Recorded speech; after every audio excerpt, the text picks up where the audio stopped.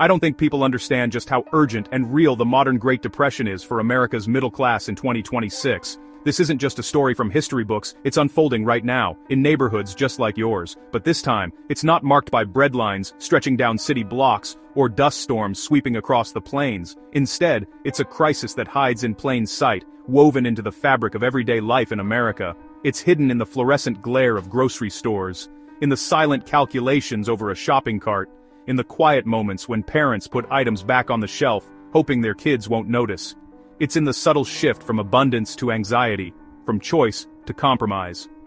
Since the start of the decade, food prices have jumped 27%, while wages have barely budged, rising just 4%. According to Dr. Lisa Grant, an economist at the Urban Policy Institute, we're witnessing the largest gap between food inflation and wage growth in modern American history. This gap isn't just a statistic, it's a daily reality for millions. This isn't just inconvenience, it's a slow-motion crisis, squeezing household budgets. For families like the Johnsons in Ohio, every trip to the store is a test of what they can sacrifice next. The choices are relentless: fresh produce or cheaper processed food, paying the electric bill or buying enough groceries for the week. Families spend more on groceries than ever, often over $100-200 a month, yet many still go hungry, not because shelves are empty, but because wallets are. The USDA reports that over 38 million Americans faced food insecurity last year, a number that's only rising. And it's not just the poorest who are struggling. Middle-class families, once considered secure, are now at the front lines of this crisis. This is an affordability crisis, not a food shortage. Food banks and pantries are seeing record demand, even in middle-class neighborhoods once thought immune. The stigma of seeking help is fading as more families realize they have no other choice. The social contract is broken. Working hard no longer guarantees you can afford to eat. As one teacher in Texas told us, "I never thought I'd have to choose between gas for my car and groceries for my kids." Essential workers, teachers, nurses, people who keep our society running, are now forced to make impossible choices. The impact ripples outward. Children go to school hungry, local businesses close as customers cut back, and communities fray under the weight of constant financial stress. Mental health suffers, relationships strain, and the American dream feels further away than ever. Experts warn that the long-term effects of this silent depression could last for generations, impacting health, education, and the very fabric of society. The question is no longer, will things get better, but how much worse can it get before we act? Today, we'll explore the 5 states where the middle class can no longer afford to eat, and hear the stories of families living through America's silent depression. Their voices, their struggles, and their hopes for a future where no one has to choose between feeding their family and paying the bills. As we move from the broader national picture, nowhere are the contradictions of the modern crisis more vivid than in California. The land of dreams, where the sun always seems to shine and opportunity once felt limitless, is now a place of stark contrasts. For decades, people flocked here chasing prosperity, drawn by the promise of a better life, golden beaches and endless possibilities. But today, the reality for many is far more complicated. The state's economy, once the envy of the world, is now a double-edged sword, booming in some sectors, but leaving millions behind. For the middle class, California has become a gilded cage, beautiful on the outside, but increasingly difficult to survive in. The cost of living has soared, and the dream is slipping out of reach for many hard-working families. While some neighborhoods boast luxury and affluence, just blocks away, others struggle to make ends meet. The gap between the haves and have-nots has never been more visible, with tech billionaires and venture capitalists living just miles from families who can barely afford rent. The average family now spends between $1,400 and $1,600 a month just on basic groceries, essentials like milk, bread, eggs, and a little protein. These are not luxuries, but necessities, and yet they eat up a huge chunk of the household budget. According to a recent UCLA study, grocery prices in California have risen 18% in the last year alone. Even dual-income households are feeling the squeeze, forced to make difficult choices about what to buy and what to leave behind. The median income in California is $91,500, which sounds comfortable, until you factor in taxes and sky-high rent. In many cities, a modest apartment can easily cost $3,000 or more each month. After paying the bills, there's little left for savings, emergencies, or even a night out. The Public Policy Institute of California reports that over 50% of renters are considered rent-burdened, spending more than a third of their income on housing. Homeownership, once a cornerstone of the American dream, is now out of reach for most middle-class families, with median home prices soaring above $800,000 in many areas. Nearly 40% of middle-income households now face food insecurity, a staggering statistic in a state known for its wealth and abundance. Food banks across the state report record demand, with lines stretching longer each month. Even those with steady jobs are finding it harder to keep up, as wages fail to match the relentless rise in living costs. In Los Angeles County alone, over 2 million people rely on food banks every month. These aren't just the unemployed. Teachers, nurses, construction workers, and other full-time professionals are among those waiting in line for help. The stigma is fading as more people realize they're not alone. The new face of hunger in California is not just the poor, but the working middle class. The irony is hard to ignore. California is America's agricultural heartland, producing nearly half the nation's fruits and vegetables. Yet, the people who live here often can't afford the fresh produce grown in their own backyard. Farmers themselves are feeling the squeeze, caught between rising costs and low returns. Many small farms are closing, unable to compete with large agribusinesses and the pressures of global markets. Supply chain issues and retail markups mean a head of lettuce costs the same in Fresno, where it's grown, as it does in Boston, thousands of miles away. The price of healthy food is out of reach for many. Data from the California Department of Food and Agriculture shows produce prices have outpaced wage growth for 5 consecutive years. School lunch programs are now a lifeline for many children, providing the only fresh fruit or vegetables they'll eat all day. Families walk past the fresh produce aisle, their eyes lingering on what they can't afford. Instead, they reach for canned goods and processed foods, items that last longer but aren't as healthy. Parents water down milk to make it stretch, skip fresh meat, and ration what little they have. Health experts warn this shift could lead to a rise in chronic illnesses. The long-term impact on children's health and development is a growing concern among doctors and educators. Pasta replaces vegetables at the dinner table, not because it's preferred, but because it's what fits the budget. These choices aren't made lightly, they're made out of necessity. Even children notice the difference, missing the foods they once took for granted. Meanwhile, high-end restaurants and luxury grocery stores continue to thrive, serving a clientele untouched by the crisis. The emotional toll is real. Meal planning becomes a stressful puzzle, with parents constantly calculating costs and making tough decisions. Every trip to the checkout counter is a source of anxiety, as they hope they won't have to put anything back. Financial advisors say many families are now one unexpected expense away from crisis. The mental health impact is profound, with rising rates of anxiety and depression linked to financial stress. The shame of removing items at the register is a quiet daily humiliation that chips away at dignity and hope. Cashiers and store workers witness these moments, often offering a sympathetic smile, but knowing it's not enough. The use of food assistance programs has surged, but many still feel embarrassed to ask for help.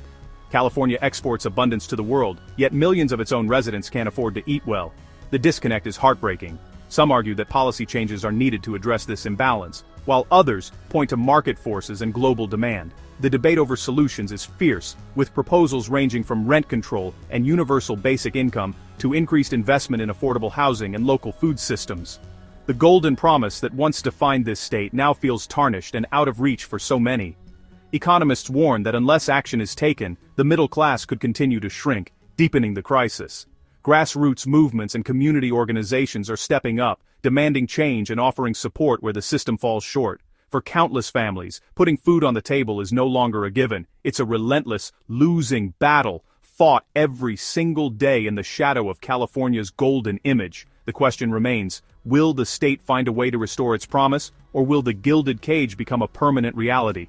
The future of California's middle class, and the soul of the Golden State itself, hangs in the balance.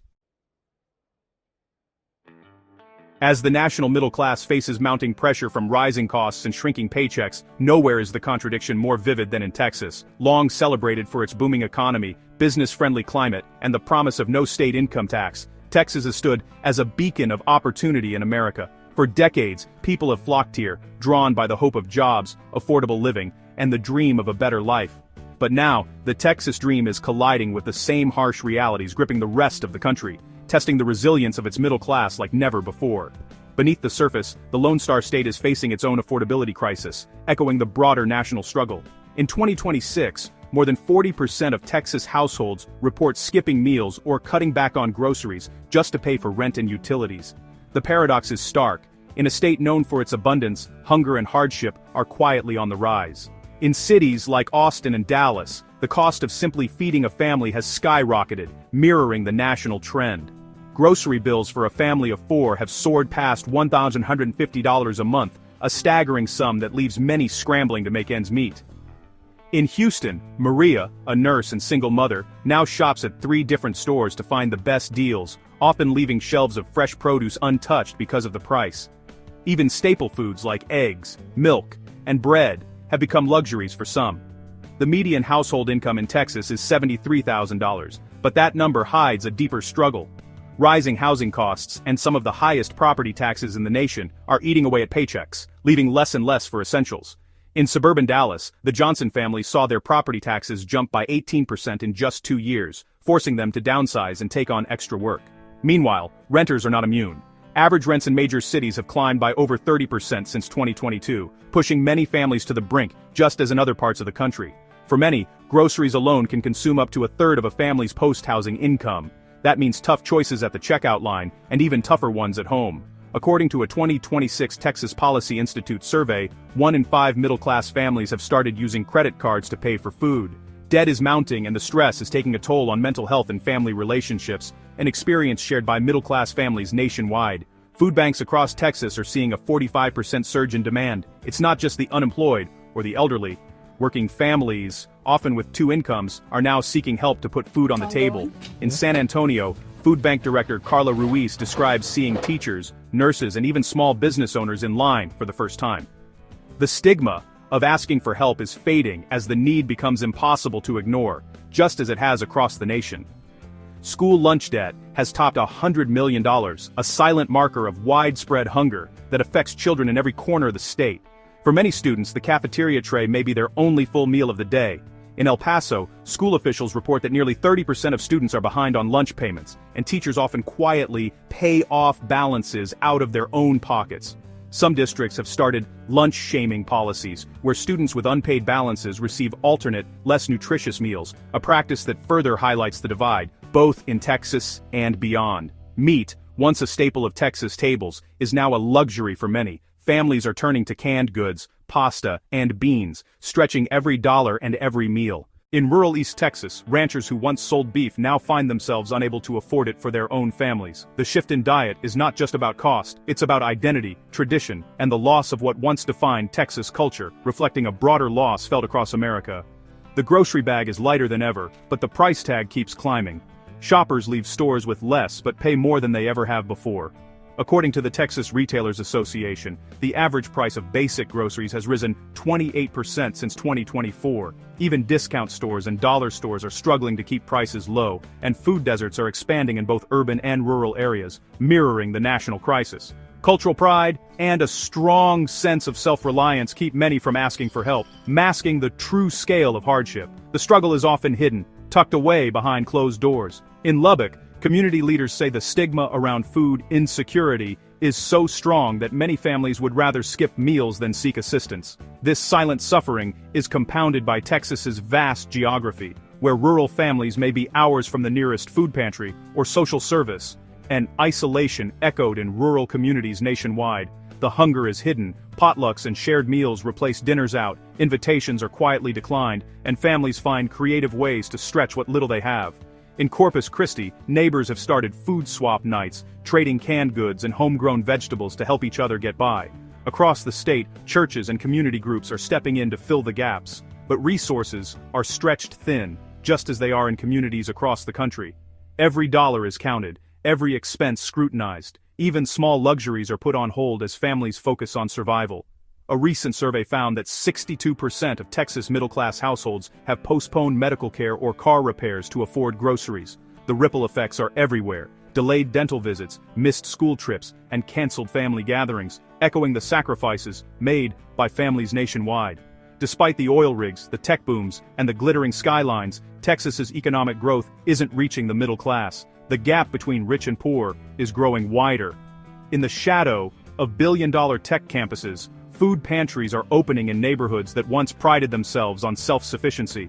The state's rapid growth has brought new wealth, but also new pressures on infrastructure, schools, and the social fabric, just as seen in other fast-growing states. Prosperity is concentrated at the top, in gated communities and luxury high-rises, while the majority watch their dreams slip further out of reach. In Houston, the average home price in affluent neighborhoods has doubled since 2020, while wages for teachers and first responders have barely budged. The contrast is jarring. Luxury developments rise next to neighborhoods where families struggle to keep the lights on, a divide that mirrors the national landscape. For working families across Texas, the most basic need, to eat, is now a daily struggle, and the Lone Star paradox grows more stark with every passing month. In a state known for abundance, the middle class is learning to live with less, and the true cost of prosperity is measured in empty plates and quiet resilience. The Texas spirit endures, but as the broader crisis deepens, the question remains, how long can it weather this storm? As we move from the broader struggles facing America's middle class, nowhere is the contrast between wealth and hardship more vivid than in Nevada's glittering heart. The casinos of Las Vegas shine bright, but for thousands living in their shadow, the risks are all too real. Behind the neon and the endless hum of slot machines, families face a daily gamble, not for jackpots, but for survival. Here, the financial struggles and risks we've seen across the country are magnified, and every day is a bet against the odds. The median income in Nevada stands at $67,000, but that number means less with every passing month. Food prices have surged 30% faster than wages, and the cost of basics, milk, eggs, bread, has never been higher. Each trip to the store is a reminder of how quickly paychecks are being outpaced by the cost of living. Even those who once felt financially stable now find themselves scrutinizing every purchase, anxious to avoid overdraft fees or mounting credit card debt. The average family's grocery bill now exceeds $1,150 a month, while rents have soared 45% since 2020. Even families who once felt secure are now forced to make impossible choices, cutting back on fresh food, skipping meals, or moving into smaller spaces just to keep up. The risk of falling behind is constant, and the margin for error is razor-thin. Housing is at the center of this crisis. With rents skyrocketing and affordable options disappearing, many families are doubling up with relatives or moving into motels. Maria, a local mother, shares, "We used to have a 2-bedroom. Now, all 4 of us sleep in one room. The rent just kept going up, and we had no choice." For every Maria, there are dozens more quietly packing up, hoping their next move isn't to the street. Many locals work in hospitality, relying on tips that no longer stretch far enough. The service industry, once a reliable path to the middle class, now leaves workers anxious about every shift, hoping for generous customers but often coming up short. The uncertainty is constant. Will tonight's tips cover tomorrow's groceries, or will another bill go unpaid? Financial experts warn that this situation can't last. People are maxing out credit cards just to pay rent and buy groceries, says local financial counselor David Lee. We're seeing more defaults, more evictions, and a growing sense of desperation. The risk of financial ruin is no longer a distant threat, it's a daily reality for many. Food bank usage is up 50%, with casino workers and servers, now regulars, in the lines. These are people who spend their days serving others, yet find themselves relying on charity to feed their own families. For some, the risk of hunger is so real that even children are pitching in, working part-time jobs to help keep food on the table. For single parents like James, the struggle is relentless. "I work 2 jobs, but after rent and bills there's barely anything left. Sometimes I skip dinner so my son can have enough," he confides. Stories like his are becoming the norm, not the exception. The uncertainty of tomorrow's meal is a weight that never lifts. 1 in 3 middle-class Nevadans regularly skips meals to save money. Parents often go without so their children can eat, a quiet sacrifice repeated in homes across the state. The risk of hunger is not just a statistic, it's a lived experience shaping the futures of countless children. The state's abundance is for tourists, locals face empty fridges. The contrast is stark. Lavish casino buffets just blocks away from families rationing food at home. For many, the uncertainty of their next meal is a daily gamble, one they can't afford to lose. Dr. Elaine Foster, an economist at UNLV, explains, "The housing market is squeezing out working families. Wages simply aren't keeping up, and the safety nets are stretched thin. Without intervention, we risk a generation losing its financial footing. The risks are systemic, and the uncertainty is generational. The psychological toll is heavy. Working in luxury, living in scarcity, the stress and exhaustion are constant companions as workers juggle long hours and mounting bills with little hope for relief. The risk of burnout is high, and the uncertainty of stable employment looms over every paycheck. Every month is a gamble. Can you fix the car or buy groceries? For many, it's a cycle of impossible choices, where one unexpected expense can mean going hungry. The risk of a single setback spiraling into disaster is ever present. The American dream here is a slot machine that never pays out. The promise of prosperity feels more like a mirage, always just out of reach for those who keep the city running. For every winner on the casino floor, there are hundreds of families betting against the odds just to survive. People keep working, but the odds are stacked against them. Despite their best efforts, many find themselves falling further behind, trapped in a system that rewards luck over hard work. The risk of never catching up haunts every paycheck, every shift, every sleepless night. The promise of prosperity feels like a cruel joke for those who can't afford to eat. In the city of chance, it's the locals who are left with the least, hoping for a break that never comes. For every bright light on the strip, there's a family in the shadows, betting against the house, and losing more than just money. Their stories are a warning. When the odds are this high, even the hardest working can lose everything.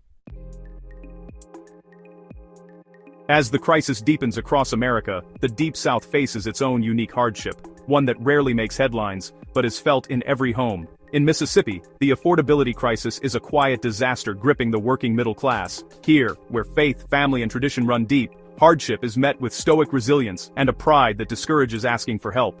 The struggle is not just economic, it's woven into the fabric of daily life, affecting every generation. With the nation's lowest average income, $54,000, soaring grocery costs now top $1,000 a month. Even church suppers and community gatherings, once a source of comfort, have become more modest as everyone feels the pinch. For many, the weekly trip to the grocery store is now a source of anxiety, as parents quietly debate what to put back on the shelf. Rent and utilities have also spiked, leaving families with little left for food. Local business owners and community leaders voice their concerns on small-town radio, but solutions remain out of reach. In some towns, neighbors share stories of skipping meals so their children can eat or pooling resources to keep the lights on for one more month. Food banks are overwhelmed, and 1 in 4 visitors is employed full-time. Volunteers, teachers, and pastors step up, but the need keeps growing. A local teacher, Ms. Carter, describes how she now keeps granola bars in her desk for hungry students, while a retired nurse volunteers at the pantry, remembering when she never imagined needing help herself. A full-time job no longer guarantees food on the table. Even those in essential roles, nurses, teachers, factory workers, find themselves seeking help. One father, a mechanic, shares how he skips lunch at work so his kids can have dinner, while a nurse admits she started using the food bank after her rent doubled. Mississippi's agricultural abundance offers no relief. Locals pay national prices set by distant supply chains. Farmers, once the backbone of the community, now struggle to feed their own families. Mr. Johnson, a third-generation farmer, says he's never seen prices this high for seed and fertilizer, and now he can't afford to buy the very food he grows. The result is powerlessness, surrounded by food but unable to afford it. Stories of better times echo through kitchens, but hope is hard to find. Grandparents recall gardens and home-cooked meals, while children now grow up on instant noodles and canned beans. The struggle is silent, no protests, just private hardship behind closed doors. In a culture that values dignity and self-reliance, suffering is often hidden from view. Many families avoid food banks out of pride, relying instead on neighbors or stretching meals as far as they can. Parents skip meals, prescriptions are traded for groceries, and cheap-filling foods replace nutrition. Health professionals warn of the long-term consequences, but choices are few.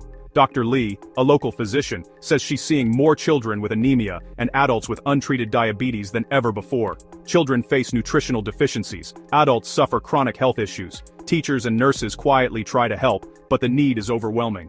School counselors report rising absenteeism as hunger makes it harder for kids to focus and learn.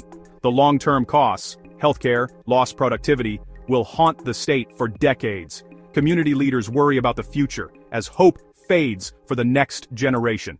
Some parents quietly consider leaving the state, but most stay, bound by family and tradition. Mississippi's modern depression is a slow erosion of hope and stability, a system failing those it should serve. Yet in the face of hardship, the Deep South spirit endures, quiet, proud, and determined to survive. Through whispered prayers, shared meals, and small acts of kindness, communities hold on, waiting for better days. As we move from the broader struggles of the middle class, the hunger crisis takes on a new dimension in Washington state, where technology and innovation were once seen as shields against hardship. Here, in the heart of digital progress, the very architects of our connected world now find themselves unable to afford the basics. Even those with six-figure salaries, especially in the tech sector, are now facing food insecurity. The median income in this region is $94,000, but that figure hides a widening gap. The belief that tech jobs were immune to crisis has been shattered. Around Seattle, the cost of living devours paychecks. Recent layoffs at major tech firms have left thousands scrambling. The promise of stability in high-tech jobs has faded, replaced by anxiety and uncertainty. Families now spend over $2,200 a month on groceries, shopping as frugally as possible. Even with careful planning, the basics are becoming luxuries. I never thought I'd be here. I worked at a major cloud company for 8 years. After my layoff, we burned through savings just to keep up with rent and food. Now every trip to the store is a calculation. After rent, childcare, and essentials, little is left for food. The tech lifestyle, once defined by perks and abundance, now means making hard choices. Many tech workers, once considered secure, now find themselves budgeting for groceries, counting every dollar. The stigma of hunger is changing. Now it wears a badge and carries a laptop. Many families are left with less than $9 per person, per day, for 3 meals. The digital divide is now a divide of access to food. Food bank usage is up 40%, with a sharp rise among those from the tech sector. The lines are longer, and the faces are changing. I used to donate here. Now, I'm on the other side. My severance ran out, and contract work is scarce. I never imagined I'd be here, not with my skills. 1/3 of middle-income households use credit cards to buy groceries, paying interest just to eat. Technology has made it easier to buy food, but not to afford it. According to industry data, credit card debt among tech workers in Seattle has risen 27% in the past year.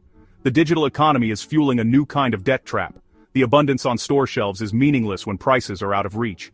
Technology has brought convenience, but not affordability. The tech boom has created wealth for a few, but a crisis of affordability for many.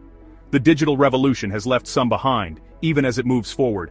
The new face of hunger isn't scarcity, it's unaffordability.